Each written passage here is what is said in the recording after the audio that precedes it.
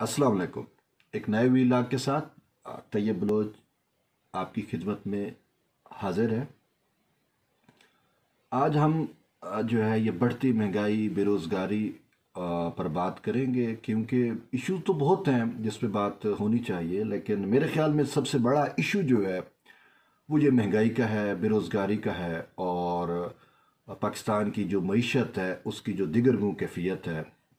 उस हवाले से आज कुछ हक़ाइक़ आपके सामने रखेंगे, और ये ज़रूरी भी है क्योंकि आपके सामने है कि जो हकूमती टीम है, हकूमती वज़रा, मुशीर और ख़ासकर ख़ुद जो वज़ीर आज़म इमरान ख़ान साहब है, वो बार बार दुनिया की में जो महंगाई हो रही है, जो इन्फ्लेशन है, उस हवाले से बात करते हैं, और पेट्रोल की, डीज़ल की, और बाकी जो चीनी है, आटा है, घी है, इसकी कीमतों का मुआजना करते हैं। जी बांग्लादेश में ये है, इंडिया में ये है, नेपाल में ये है, और फलां फलां। तो हक़ाइक़ हैं क्या, वो आपको हक़ाइक़ तो नहीं बताते। मान लेते हैं चीज़ों की कीमतें बाकी दुनिया में हैं, ऐसे ही होगा, लेकिन पाकिस्तान की हकीकत जो है और पाकिस्तान के जो ज़मीनी हक़ाइक़ हैं वो भारत से, वो बांग्लादेश से या किसी और भी मुल्क से वो मुख्तलिफ हैं। और बहुत सारी चीज़ें, अशिया खुर्दनोश की चीज़ें, जिसका ना भारत से, ना पाकिस्तान से, ना आलमी मंडी से कोई ताल्लुक़ नहीं, लेकिन वो महंगी हो जाती हैं। मतलब है चीनी है, आटा है, वो हमारी अपनी, हम खुद कफ़ील हैं। तो अगर थोड़ी सी भी तवज्जो दी जाए तो जो शॉर्टेज है उसमें भी वो हम ओवरकम कर सकते हैं। चीनी हमारी अपनी पैदावार है, गन्ना हम खुद उगाते हैं, गंदम है, और बहुत सारी चीज़ें हैं। तो इसका भी महंगाई से क्या ताल्लुक। दालें देख लो यार, दाल कौन सी आप अमेरिका से मंगवा रहे हो कि वो 350 रुपये किलो आपको दाल मिलती है, तो वो तो खुद यहाँ पे काश्त होती है ना। तो बस एक अवाम को बेवकूफ़ बनाया हुआ है, और खान साहब समझते हैं कि शायद सारे यूथी हैं। हरगिज़ नहीं।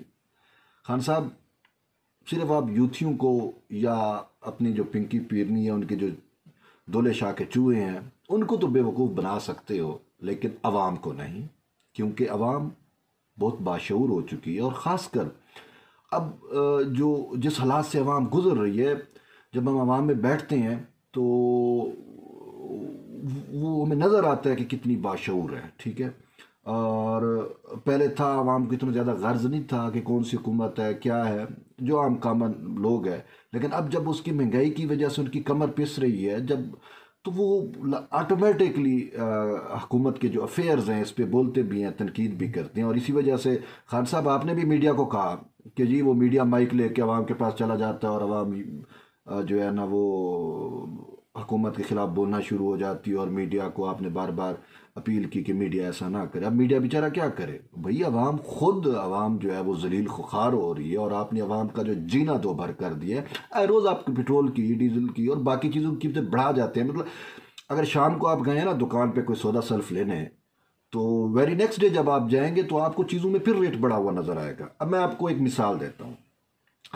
रात पेट्रोल की कीमतें बढ़ी, आपके सामने बढ़ी, ठीक है, और 8 रुपया बढ़ी, यानी कि 138 से पेट्रोल अब 145 इशारिया समथिंग, यानी 146 रुपये तक, आलमोस्ट तकरीबन 146 रुपये फ़ी लीटर पेट्रोल जो है वो अब आपको मिलना शुरू हो चुका है। और सोई हुई आवाम थी, एकदम रात को आपने उसके ऊपर पेट्रोल बम जो है वो गिरा दिया। तो अब ये एक छोटा सा देखें कि हर 15 रोज़ बाद, ये पाकिस्तान की वहद गवर्नमेंट है जो हर 15 रोज़ बाद कीमतें बढ़ाती हैं। ठीक है। तो ऑटोमेटिकली जो पेट्रोल पंप और या तेल के बिज़नेस से वाबस्ता एजेंसीज़ हैं या जो ऑर्गेनाइजेशंस हैं, जो बिजनेसमैन हैं, उनको पता होता है 15 रोज़ बाद पेट्रोल ने बढ़ना है, तो पेट्रोल पहले ले लेते हैं, सस्ता ले लेते हैं। और एकदम जब पेट्रोल बढ़ता है तो फ़ी लीटर 8 रुपये 10 रुपये पेट्रोल बढ़ा रहे हैं। यानी कि मैं आपको कहूँ कि एक महीने में पहले अक्टूबर में इन्होंने पेट्रोल बढ़ाया, और अब यानी कि नवंबर, और ये 16 अक्टूबर की बात है, उससे पहले 16 अक्टूबर, ये 15-16 अक्टूबर को जो पेट्रोल बढ़ा, और अभी पूरे 15 दिन नहीं हुए, आज आपके सामने है, यानी कि पूरा महीना नहीं हुआ, लेकिन इसमें 20 रुपये पर लीटर पेट्रोल जो है वो बढ़ चुका है। ठीक है। तो अब उन कंपनियों को जिन्होंने पहले ये स्टॉक लिया हुआ था, उनको पर लीटर 20 से 25 रुपये मुनाफा होगा, और ये किन की जेबों में जा रहा है। यही वो वारदातियाँ हैं ना जिनका खान साहब तहफ़्फ़ुज़ कर रहे हैं। फिर इसके साथ साथ जो है और बहुत सारे इश्यूज़ हैं, मसाइल हैं, कि खान साहब ने कहा कि जी भारत में पेट्रोल महंगा है, बांग्लादेश में भी महंगा है और पाकिस्तान में हमें मजबूरन महंगा करना पड़ेगा। लेकिन अफसोस की बात है कि इस शख्स, ये इतना इंतहाई झूठा शख्स है, ये आपको सच तो नहीं बता सकता। सुना है ये है कि कल जो आलमी मंडी में पेट्रोल जो $50 फी बैरल मिल रहा था, तो कल उसके जो रुझान है उसमें कमी नज़र आई और वो 79 यानी कि $79 फी बैरल पे आ गया। ठीक है, यानी कि आलमी मंडी में पेट्रोल की कीमतें कल रात को गिरी। जब यहाँ पे पेट्रोल पंप आवाम पे गिराया जा रहा था, पेट्रोल की कीमतें बढ़ाई जा रही थी, तो उस टाइम आलमी मंडी में पेट्रोल की कीमतें गिर रही थी। और उसी टाइम भारत ने, जिसकी ये मिसाल देते हैं, भारत ने कल ही 10 रुपये जो है फी लीटर पेट्रोल कम किया, यानी पाकिस्तानी करेंसी में 20 रुपये फी लीटर पेट्रोल भारत में कम हो गया है। और पाकिस्तान में आप देखें कि जब आलमी मंडी में तेल गिर रहा है 85 से $79 फी बैरल आ रहा है, तो यहाँ पे 138 से 145 रुपये लीटर पेट्रोल पहुँच चुका है। तो अब यहाँ पे तो कोई बात नहीं। अभी मैं सुन रहा था जो हैं हुकूमत के वज़ीर इत्तलात मुशीर फवाद चौधरी साहब, वो अभी भाषण दे रहे थे टीवी चैनलों पे, जी आलमी मंडी में ये वो। भाई रात का डाटा आप उठा के देख लो, आप खुद पढ़े लिखे लोग हो, ठीक है, आप देख लो कि कल क्या दुनिया में पेट्रोल की कीमतें कम नहीं हुई। $79 फी बैरल पेट्रोल की प्राइस हुई, जो 85 से गिरी। और चाहिए तो ये था, खान साहब कहते हैं जी हम मज़ीद टैक्स नहीं लगा रहे और अभी भी हम महंगाई को कंट्रोल किया हुआ है। भाई तो आप तो को तो चाहिए था आप उसी रेशियो के साथ पाकिस्तान में कीमतें गिराते, लेकिन आपने तो उल्टा बढ़ा दी। भारत, जिसकी आप परसों मिसाल दे रहे थे, उसने कीमतें गिरा दी, तो आपने कीमत क्यों नहीं गिराई? फिर इन्होंने देखें जी, अफसोस से कहना पड़ता है कि जब पिछली साबका हुकूमतें थीं, जब आपको चीनी जो है वो आपको मिल रही थी 53 रुपये किलो, घी आपको 150 रुपये किलो, मतलब है तकरीबन 200 रुपये किलो था, और इस तरह की और भी बहुत सारी चीज़ें जो आपको बहुत इंतहाई सस्ते दामों मिल रही थी। आज वही चीनी आपको सुना है कि 150 रुपये किलो चीनी तजावज़ कर गई है, और वो भी बहुत सारी जगहों पे शायद नहीं मिल रही। घी जो पहले 150 रुपये किलो था, वो अब 450 रुपये किलो पे भी नहीं मिल रहा। इसी तरीके से जो कर्जा है वो पिछली साबका हुकूमत में 28,000 अरब रुपए था, और अब वो कर्जा जो है इस सिलेक्टेड हुकूमत में 50,000 अरब हो गया है। अफसोस से कहना पड़ता है कि पिछली हुकूमतों पे तो खान को लाने वाले बड़ी तनकीद करते थे कि हमें तशवीश है जी, मईशत गिर रही है, और अब जब सब कुछ तबाह हो चुका है तो अब शायद वो मुतमिन है। तो शायद इन लोगों के लिए वो लफ्ज़ है कि मुतमिन बगैरत। अब मैं तो यही कहूँगा ना कि सब कुछ हो रहा है, पेट्रोल डीजल, बहुत मुल्क में क्या कुछ नहीं है, जो चीज़ें बढ़ रही हैं, आवाम की हालत देखे। अब जिस बेचारा की तनख्वाह 15,000 रुपये पर मंथ है, वो किस तरीके से अफोर्ड कर रहा होगा, वो किस तरीके से ज़िंदगी गुजार रहा होगा, ये तो वो जानता है ना। वो जर्नेल तो नहीं जानते या जजेस तो नहीं जानते जिन्होंने इसको सादे को अमीन बनाया, और हज़ारों लीटर पेट्रोल उनके फ्री हैं, मतलब उनको सरकारी वो से मिलता है। वैसे कहने की ये है कि अगर इन्हीं जजेस और जर्नेलों का, जो इस पपेट रजीम को, ख़ासकर जिन जजेस ने इनको सादे को अमीन, इस झूठे और मुनाफिक इंसान को सादे को अमीन कहकर हमारे सरों पे मुसल्लत किया, और फिर वो जर्नेल जिन्होंने अवामी मैंडेट चोरी करके इसकी हुकूमत को अवाम पर नाफिज किया, मुसल्लत किया, यानी कि अगर उनके पेट्रोल बंद कर दिए जाए, सरकार से जो उनको पेट्रोल मिलता है, जो डीजल मिलता है, ठीक है, वो बंद कर दिया जाए, तो शायद उनको फिर जब जेब से पैसे ये चीज़ें लेनी पड़े, तो शायद उनको थोड़ा बहुत फिर अवाम का ख्याल आ जाए। बहरहाल मैं आपको ये बता रहा था, फिर खान साहब ने जो तकरीरें की उसमें आपको भारत और बाकी ममालिक की जो मिसाल दी, उसमें उसने आपको फ़ीकस आमदनी नहीं बताई कि भाई फ़ीकस आमदनी कितनी है, और जो फिर इन्फ्लेशन का रेशो है, जो महंगाई की शरह है वर्ल्ड वाइड, या फिर खान साहब ने चूँकि साउथ एशिया का कंपैरिजन किया भारत और बांग्लादेश का, तो हम भी भारत और बांग्लादेश का कंपैरिजन करते हैं। मैं आपको बताता चलूँ कि जो बांग्लादेश है उसकी जो फ़ीकस आमदनी है वो $2,227 फ़ीकस आमदनी है, जीडीपी के हिसाब से, रेशो से उनकी जो पर इनकम कैपिटा बनती है वो ये बनती है। और इंडिया में इस तरीके से $1,961 जो है वो भारतीय शहरियों की फ़ीकस आमदनी है, और जबकि पाकिस्तान की जो है वो तकरीबन 1,000 से भी शायद कम है, $1000 भी बामुश्किल बन रही है। तो ये तो फीकस आमदनी है। लोग अफसोस से कहना पड़ता है यार, अभी ये हमारे जी वजीर इतलात हैं, अभी फवाद चौधरी साहब ये फरमा रहे थे कि जी भारत की जो पर कैपिटा इनकम हमसे ज़्यादा है वो इस वजह से है कि उसमें अंबानी और टाटा वगैरह के जी जो इनकम है वो भी उसमें शामिल है। ओ भाई, अंबानी और टाटा की तो बात कर रहे हो तो अपने जहांगीर तरीन को भूल गए हो, कितने अरबों पति है। इसी अपने अलीम खान को देख लो और उस कियानी को देख लो जिसने दवाइयों से हज़ारों अरब बनाए। ठीक है, अपनी अलीमा बाजी को देख लो। ठीक है, उनकी भी तो इनकम पर आप अफसोस बरल कहना पड़ता है कि ये हमारे मुशीर हैं और जिनकी सोच, उनका लेवल चेक करो यार, उनका दिमाग चेक करो कि पता नहीं कहाँ कहाँ से ये लतीफ़े हमारे सरों पे बिठा दिए गए हैं। और इसी तरीके से हम अब आते हैं महंगाई की शरह पे। ठीक है, महंगाई की जो शरह है वो भी आप कंपैरिजन कर रहे हैं कि भारत में जो महंगाई है वो 6.62%, यानी कि वहाँ पे महंगाई बढ़ी। बांग्लादेश में 5.69 है और इसी तरीके से चीन में 2.4%, जबकि पाकिस्तान में जो है वो 10 से ज़्यादा है, यानी कि 11, 14 तक भी लोग कह रहे हैं, क्योंकि आए दिन पाकिस्तान का फिगर इस वजह से कैलकुलेटेड करना मुश्किल है कि रोज़ तो चीज़ बढ़ रही है ना। पेट्रोल वह चीज़ है कि जब इसके बढ़ने से पाकिस्तान की तमाम अशिया के ऊपर उस महंगाई ओवरऑल उसके ऊपर असर पड़ता है। अब यानी कि कल जो महंगाई की रेशो थी 138 रुपये फ़ी लीटर पे, अब 145 पे, तो वो बढ़ गई है। ठीक है ना, तो 11 से 14% आप कह सकते हो कि पाकिस्तान में जो महंगाई की शरह है वो ये शरह है। अब ये वो फिगर और फैक्ट्स हैं जो आपको शायद कोई नहीं बताएगा, और अफसोस से कहना पड़ता है कि ये टोटल फेलियर है। और मुझे तो उन पे आती है कि जो साबका हुकूमतों की मैशत पे तशवीश का इजहार करते थे और अब बगैरत मुतमिन बने बैठे हुए हैं, कोई बोलता नहीं है।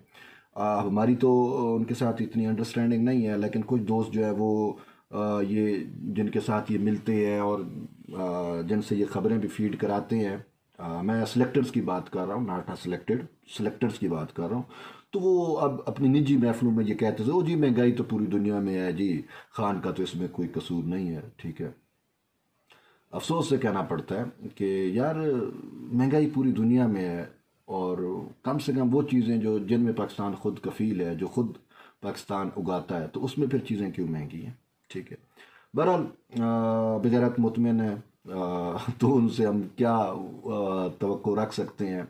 यही है कि अगर उनकी सरकारी ठाठ बाट बंद कर दी जाए तो शायद उनको फिर एहसास हो, वरना तो वो मुफ्त का हुकूमती उसमें आपके और मेरे टैक्स पैसों से उनको गाड़ियाँ भी, बड़ी बड़ी गाड़ियाँ मिली हुई हैं बल्कि, और पता नहीं कितने सैकड़ों लीटर, हज़ारों लीटर उनको फ्यूल भी मुफ्त में मिल जाता है।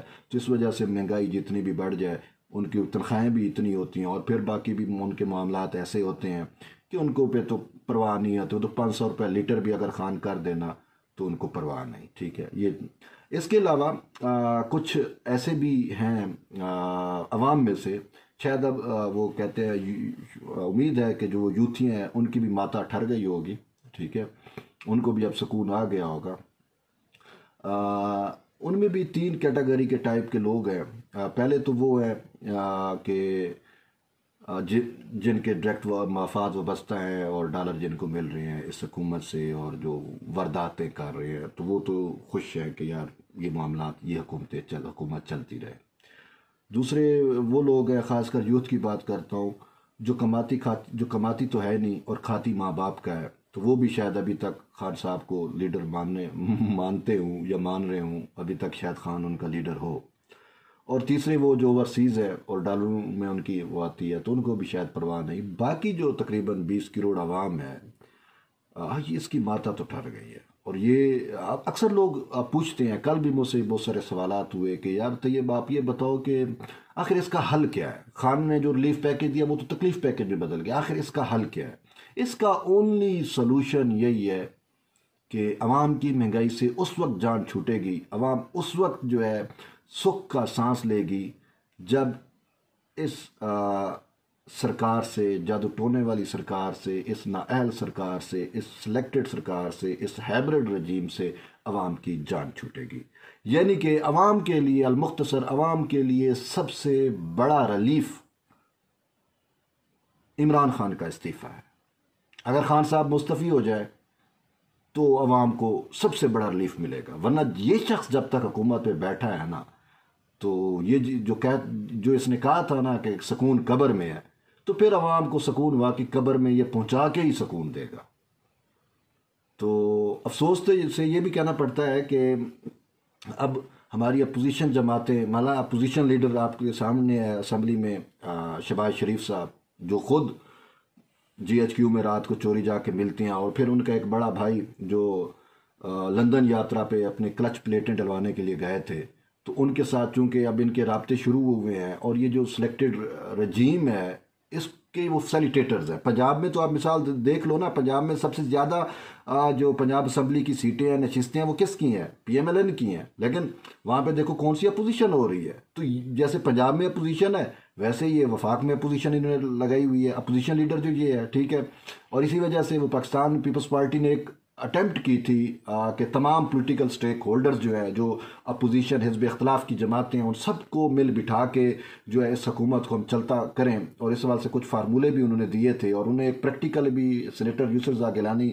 का जब मामला था, जब उसको सेनेटर मुंतखब करवाया जा रहा था, तो उस टाइम भी उसने एक फार्मूला दे दिया, और जिस वजह से ये सिलेक्टेड वापस इसको असम्बली में एतमाद का वोट लेना पड़ा था। ठीक है, तो जरदारी साहब ने या पाकिस्तान पीपल्स पार्टी ने ये आपको जहर कर दिया, ये शो कर दिया कि अगर अपोजिशन मिल जाए तो ये जो पपेट निज़ाम हुकूमत है ये ख़त्म हो सकता है। लेकिन अफसोस है, मुल्ला फजल रहमान, जिसकी तो सारी PDM में जो शामिल ही इस वजह से हुआ था कि उसका जो भाई है ज़ियाउर रहमान, वो उसको जो DC कराची लगा रहे, और वो उसका पीपल्स पार्टी के साथ इस वजह से वो उसके अपने ज़ाती मफादात थे। ठीक है, और इसी तरीके से नून लीग, वो मजबूरी में आई थी कि उनके केसेस कुछ ऐसे थे कि थोड़ा सा प्रेशर आएगा, हमें रिलीफ मिलेगा, और PDM बनने से प्रेशर आया भी, और फिर उन्होंने अपना रिलीफ लेके तो अपने मामला सीधे कर लिए।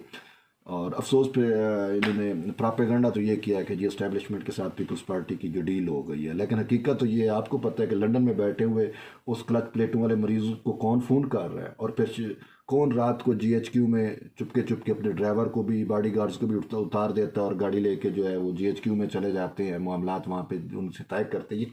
ये तो अब किसी से ढकी छुपी बातें नहीं रही ना।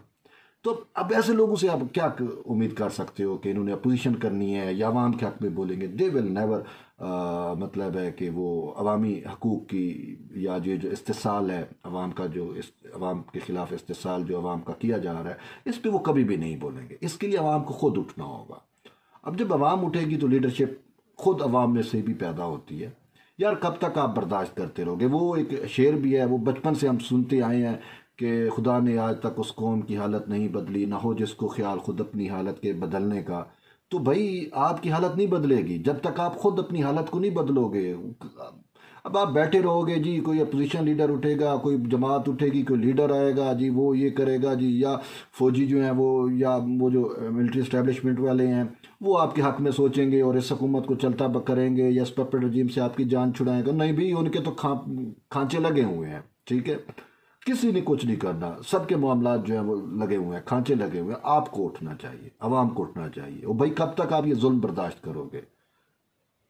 जुल्म की हुकूमत जो है ना वो ज़्यादा देर तक नहीं रह सकती, और उस वक्त तक नहीं रह सकती जब तक आप जुल्म के खिलाफ बोलोगे नहीं। आप बोलोगे नहीं तो जुल्म आप पे जुल्म पे जुल्म, जुल्म पे जुल्म होता रहेगा। यानी घी भी आप 450 रुपये में ख़रीदोगे और शायद ये फिर 500 रुपये में हो जाए। चीनी भी आपको वो 50 रुपये वाली चीनी आपको 150 रुपये में, वो पेट्रोल भी आपके। तो ये चीज़ें फिर आपको चलती रहेंगी। आपको खुद सोचना है, निकलना है और मुतालबा करना चाहिए वज़ीर आज़म से इस्तीफ़े का। जब तक ये इसका इस्तीफ़ा नहीं आएगा तब तक हालात मेरे ख्याल में बेहतर नहीं हो सकते। आपकी फ़ीडबैक का इंतज़ार रहेगा। शुक्रिया, अल्लाह हाफ़िज़।